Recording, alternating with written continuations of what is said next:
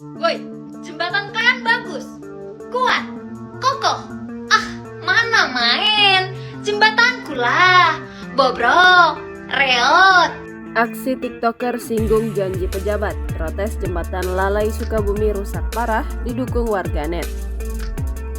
Beredar di media sosial sebuah video yang memperlihatkan aksi seorang wanita memprotes kerusakan jembatan Lalai yang dinilai sudah rusak parah.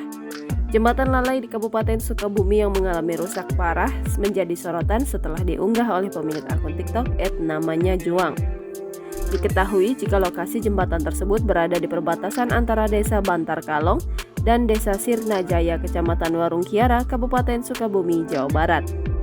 Jembatan Lalai ini merupakan akses bagi warga 3 desa, yakni Desa Bantar Kalong, Desa Mekarjaya, dan Desa Hegar Manah untuk sampai ke kota.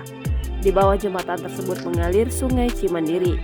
Ada beberapa video tentang jembatan Lalai yang dibuat oleh akun tersebut. Terbaru ia memparodikan konten Mana Main, namun dengan kondisi kerusakan jembatan tersebut.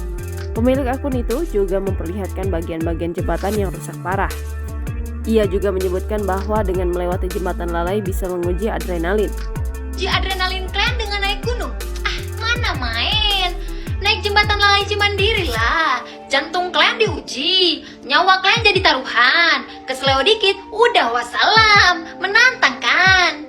Lebih lanjut, ia juga menyinggung janji-janji pejabat yang akan memperbaiki jembatan Lalai. Kalian digosting pacar? Ah, mana main?